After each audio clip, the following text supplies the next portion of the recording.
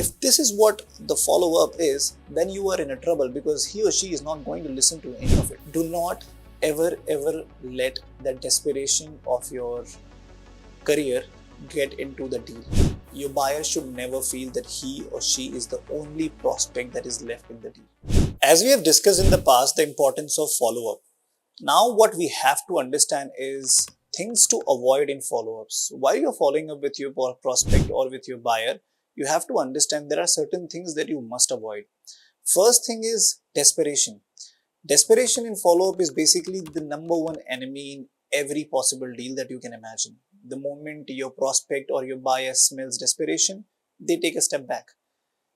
They will never ever entertain someone who is desperate and who is itching to close a deal, because it gives us very simple and straight signal that there is something wrong with the product, or this sales individual or professional is left with only one prospect.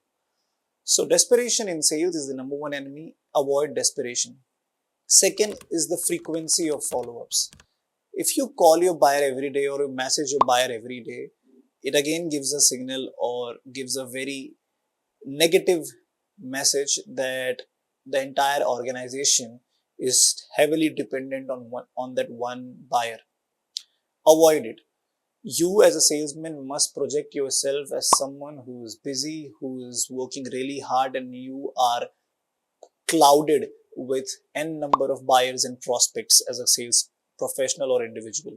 So avoiding frequencies, like what should be the exact frequency? 6 days a week, 6 days a week, 7 days a week, 4 days a week. The precise and the most appropriate number of follow-ups or appropriate number of follow-ups that you should be doing in a week is 1 or maximum 2.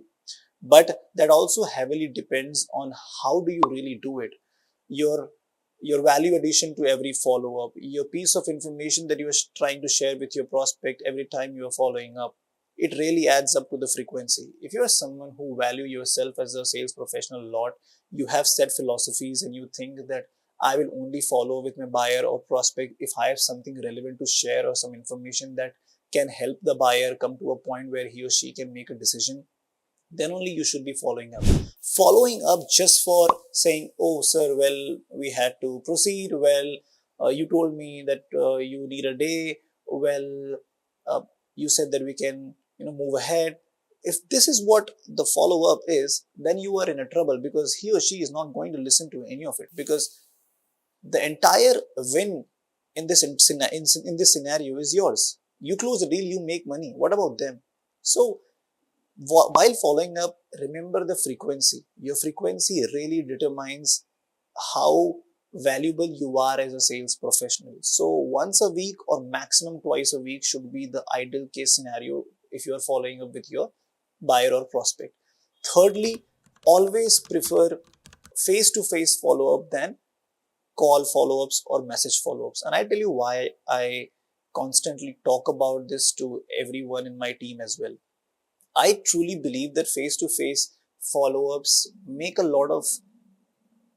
very cohesive and very personalized interaction. When you're following up with someone face-to-face, the ultimate objective of the meeting is not just to tell them, well, sir, what have you decided? The meeting can lead to n number of consequences. It can lead to new prospects, references, it can lead to some other information that might help you to become a better sales professional and maybe cater your client in the best possible manner.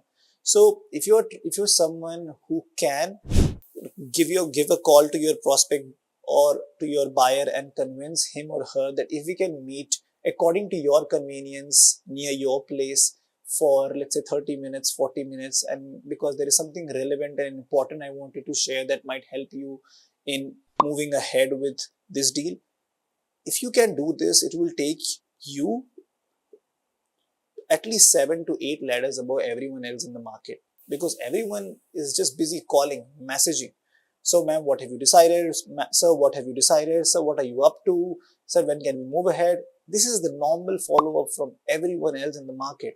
The only way to differentiate yourself from the market is doing something different, and this is how you can do it. Fix a meeting. Try to your objective should be to follow with your client face to face. If you can do that, you'll always be in a position where you can delegate, where you can give a direction to the entire deal that is taking place. So avoid a lot of messages, a lot of calls. Try to fix a meeting and share all the relevant information or whatever you have to do face to face. That builds a very strong bond between the buyer and the sales professional.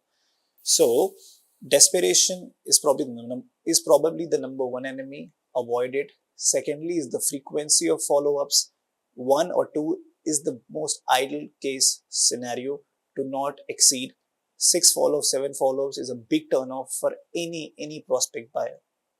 Third is face-to-face follow-ups is always better than follow-ups with messages, with calls.